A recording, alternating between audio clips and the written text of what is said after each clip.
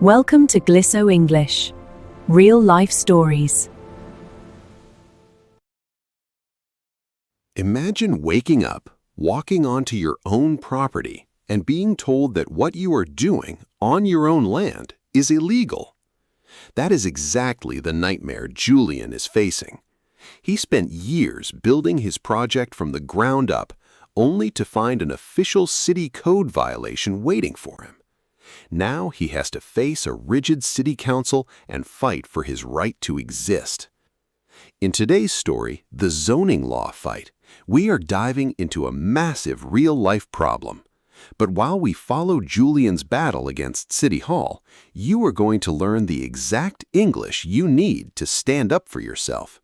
We'll look at formal legal terms, how to handle difficult arguments, and how to speak with absolute confidence when the pressure is on.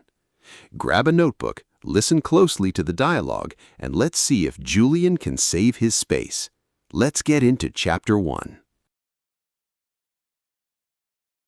The morning sun usually brought a sense of peace to Julian's backyard. For the past 2 years, he had poured his heart into turning this patch of land into a thriving micro-nursery, growing rare heirloom tomatoes and organic herbs. It wasn't just a passion project, it was a small, honest home business that helped him pay his mortgage while supplying local families with fresh produce. But today, the peaceful routine was shattered. As Julian walked down the gravel path with his watering can, a sharp glint of white paper caught his eye. Someone had attached a document to his wooden front gate.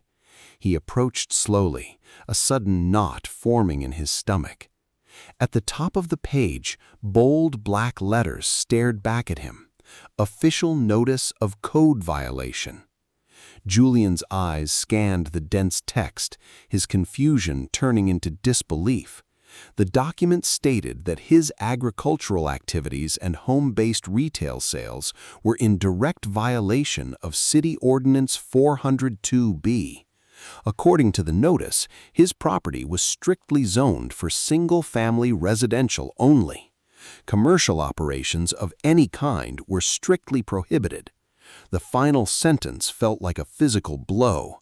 You are hereby ordered to cease and desist all unapproved operations immediately.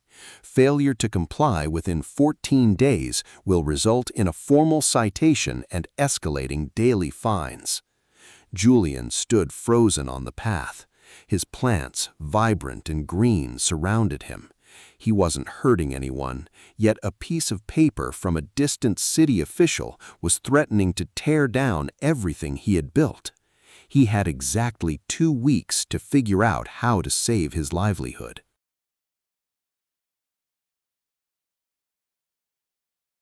That evening, Julian sat at his kitchen table, surrounded by stacks of paper he had printed from the city's official website.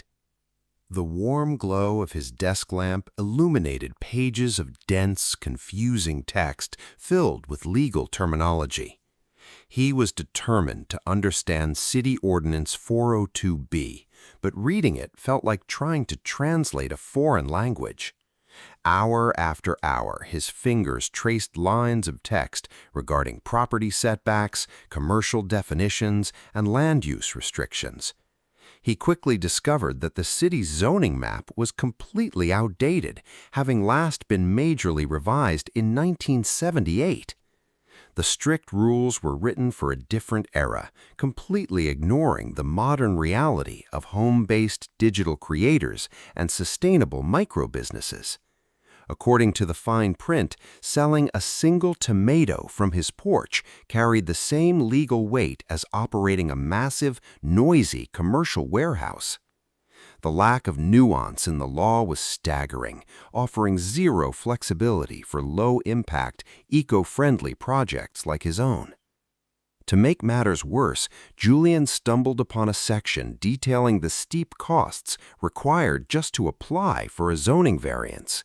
The non-refundable application fee alone was $1,200, money he simply did not have sitting around. As midnight passed, a heavy sense of isolation began to settle over him. The system wasn't just rigid, it felt deliberately designed to protect large commercial developers while shutting out small independent operations. He rubbed his tired eyes, realizing that a simple misunderstanding wasn't going to fix this problem. If he wanted to save his nursery, he would have to challenge the language of the law itself.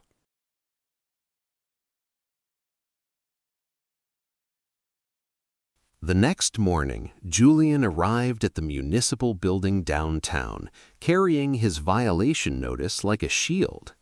The grand, sterile lobby of City Hall echoed with the sound of echoing footsteps and ringing telephones. He followed the faded directional signs down a long corridor until he reached room 104, the Zoning and Planning Department. Behind a thick glass partition sat a clerk who was methodically stamping a massive stack of identical documents.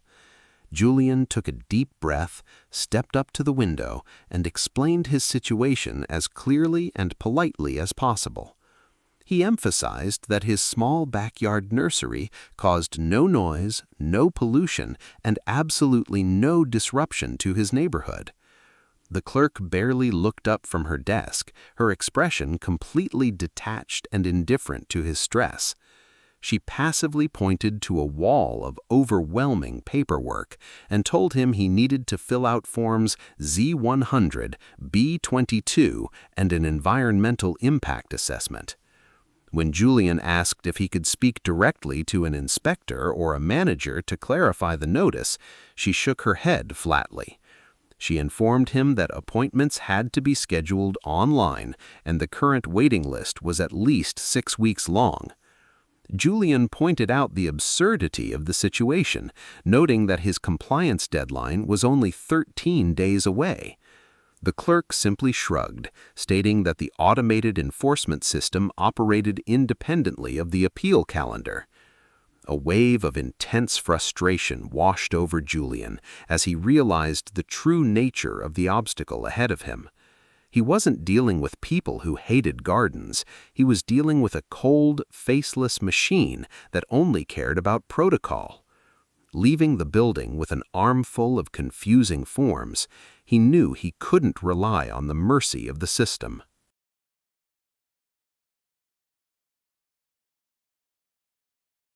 Julian stood on his sidewalk, holding a clipboard tightly against his chest as his heart raced with anxiety. He knew that if he wanted to survive the upcoming council review, he needed more than just legal arguments. He needed the vocal support of his community, which meant he had to go out and knock on every single door on his block. At the first house, an elderly neighbor named Clara opened the door, looking slightly suspicious of his unexpected visit. Julian smiled warmly, took a deep breath, and began explaining the sudden threat facing his backyard micro-nursery. As soon as he mentioned the city's shutdown order, Clara's expression shifted from skepticism to genuine outrage. She told him how much she looked forward to his sweet heirloom tomatoes every single summer, calling them a neighborhood treasure. Moving down the street, Julian encountered a young father named David who was busy fixing a bicycle in his driveway. David readily agreed to sign Julian's petition, noting that the small garden taught local children valuable lessons about nature. By late afternoon, Julian had spoken with over 20 residents, collecting signatures and hearing unique stories of local appreciation. He discovered that his quiet project had woven itself tightly into the fabric of the neighborhood over the years. People didn't view his business as a commercial nuisance. They saw it as a vital asset that brought people together. For the first time since receiving the violation notice, the heavy weight of isolation began to lift from his shoulders. He wasn't just defending a patch of dirt anymore. He was defending a shared community space that people truly loved. Armed with a growing list of passionate allies, he finally felt a flicker of real hope for the battle ahead.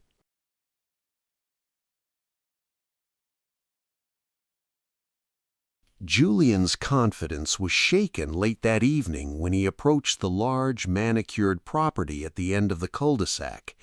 This was the home of Richard, a retired corporate executive who served as the self-appointed president of the neighborhood association.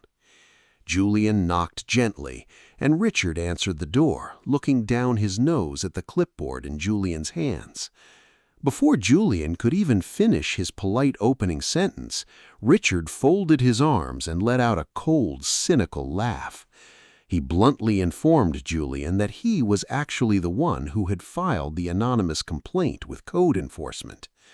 Richard argued that a commercial nursery had absolutely no place in a quiet, exclusive residential neighborhood like theirs.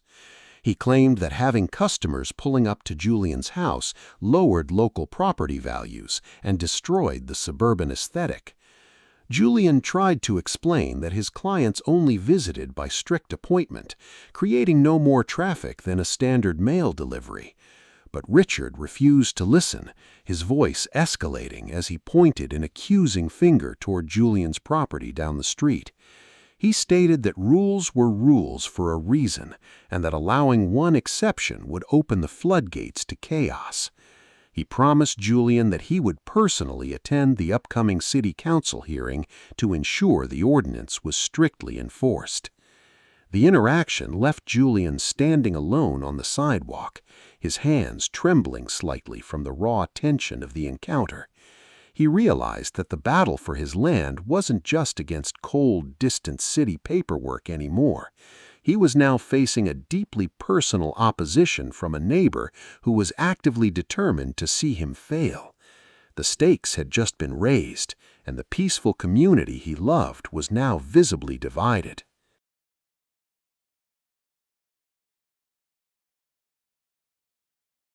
2 nights later, Julian's living room was packed to maximum capacity with passionate local residents. Folding chairs were crammed into every corner, and several neighbors sat cross-legged on the wooden floor. Clara brought a massive plate of homemade cookies, while David passed around markers and large sheets of poster board. Julian stood at the front of the crowded room, pinning a large, colorful map of their neighborhood to the wall. He began by thanking everyone for showing up, his voice catching slightly with emotion as he looked at their faces. He then detailed his tense confrontation with Richard and warned the group that the opposition was highly organized. Instead of backing down in fear, the room erupted into a wave of determined murmurs and nodding heads. An administrative assistant named Sarah stepped forward, offering to help structure their public defense strategy. She suggested they divide their presentation into 3 distinct pillars: economic benefit, community value, and legal precedent. David volunteered to coordinate a massive phone bank to ensure every supportive neighbor actually attended the council hearing. Meanwhile, a group of local teenagers offered to design eye-catching graphics for social media to raise broader awareness. By midnight, the living room had been completely transformed into a buzzing, high-energy campaign headquarters. They weren't just a collection of isolated neighbors anymore. They were a unified, strategic coalition ready for battle. Julian looked around the room at the flying sparks of creativity and solidarity, feeling an immense surge of gratitude. Richard had the backing of outdated laws, but Julian now had the unstoppable power of an organized community behind him.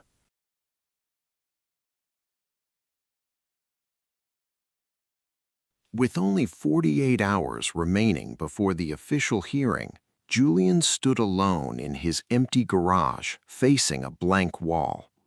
He held a crumpled piece of notebook paper in his shaking hands, his eyes darting across his handwritten speech.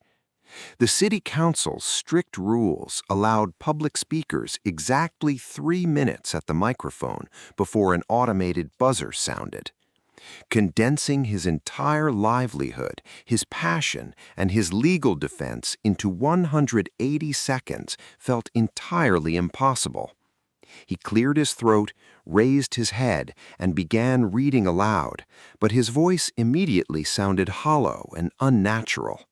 He stumbled over long words, spoke far too quickly, and forgot to breathe, finishing his first attempt in a chaotic rush.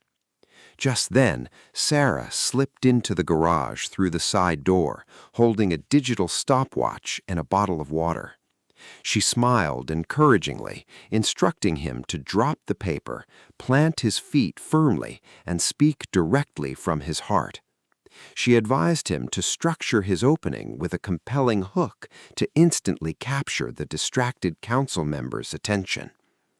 Julian took a deep breath, consciously pacing his delivery and focusing on the core message of community and sustainability. He practiced transitioning smoothly between his emotional appeals and the hard data regarding his low environmental impact. Sarah ruthlessly clicked the stopwatch, stopping him whenever he began to ramble or sound overly defensive. By the 10th rehearsal, Julian's posture had completely transformed, and his delivery was sharp, measured, and highly persuasive. The paralyzing fear of public speaking hadn't vanished completely, but it was now entirely overridden by absolute purpose. He was finally ready to stand before the judges and deliver the speech of his life.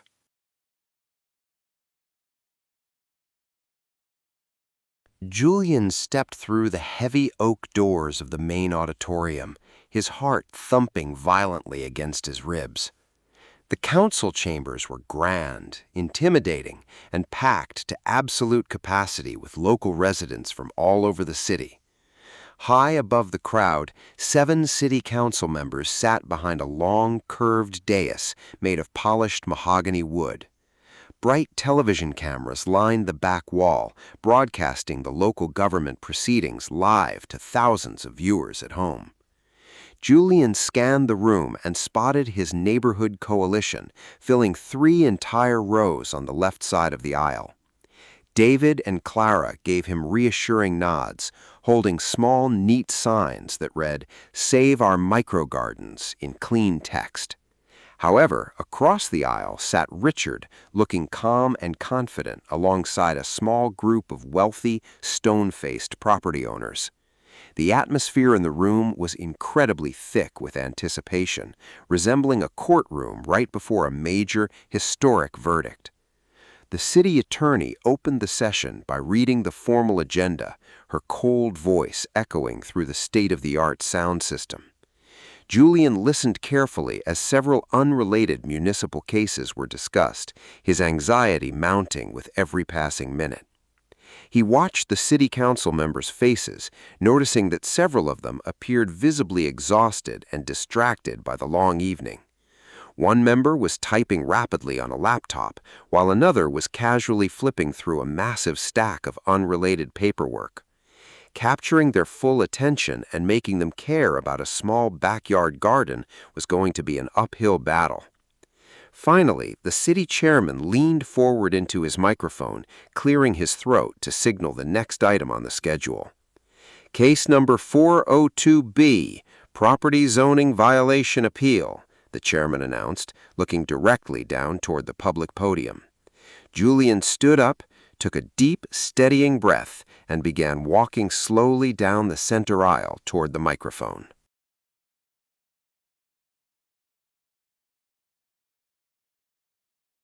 Julian reached the wooden podium, adjusted the flexible microphone, and looked up at the 7 council members above him.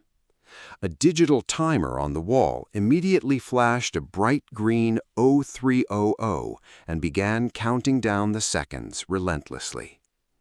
"Good evening, members of the council," Julian began, his voice steady and echoing clearly throughout the silent auditorium. "My name is Julian, and I'm here tonight to ask you to protect a vital asset to our community." He did not use his time to complain about the city paperwork. Instead, he launched directly into his prepared hook. He described how his micro-nursery provided organic, fresh produce to families and served as an outdoor classroom for neighborhood children. Behind him, Richard stood up to object, arguing loudly that Julian's micro-business breached the strict residential zoning laws.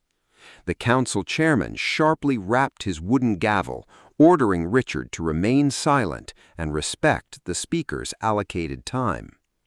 Julian seized the moment, transitioning smoothly from his emotional appeal to the hard legal data Sarah had helped him organize.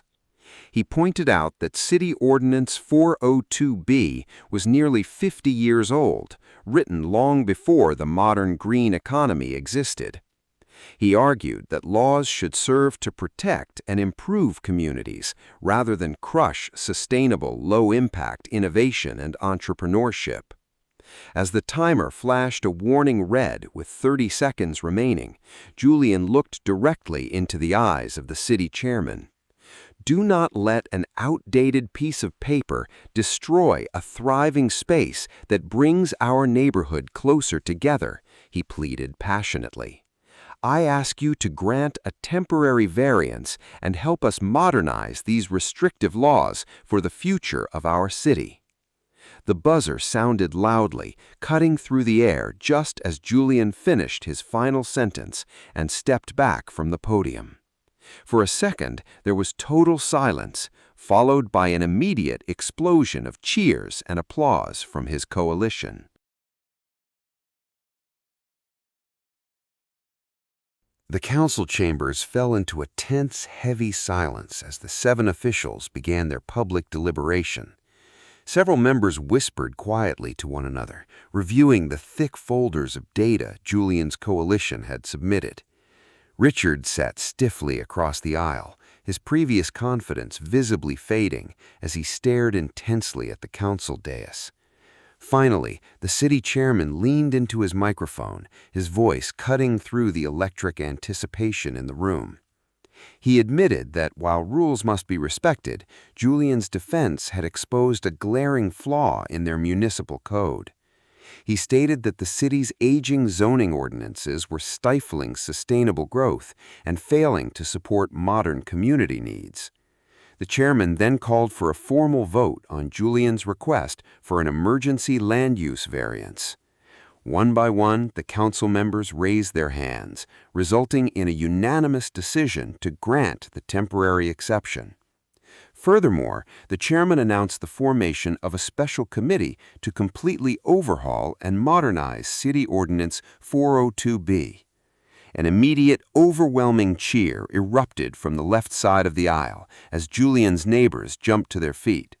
Clara hugged Julian tightly, while David clapped him on the back, their faces glowing with pure, unadulterated joy. Julian felt a massive wave of relief wash over him, completely dissolving the weeks of intense anxiety and stress. He looked across the room and saw Richard quietly slipping out the back exit, his opposition officially defeated.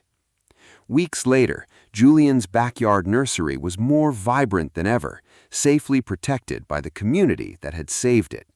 They hadn't just won a case for one individual property owner, they had changed the city's future for the better.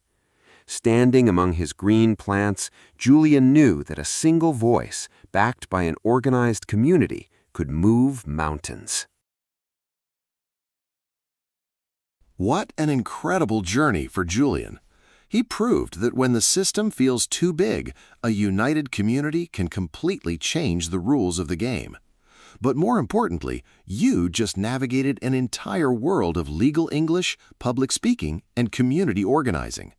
By following Julian's fight, you've picked up advanced vocabulary like ordinance, precedent, and unanimous, words that will help you stand your ground in any formal situation. You can find all the vocabulary of the story down below in the description box. Now, I want to hear from you. Have you ever had to stand up for yourself or your community against a difficult rule? Drop your thoughts in the comments below using at least one of our new vocabulary words from today's episode. Don't forget to hit that like button, subscribe to the channel, and turn on notifications so you never miss our next real-life story adventure. Thank you for watching. Keep practicing your English, and I will see you in the next story. Goodbye.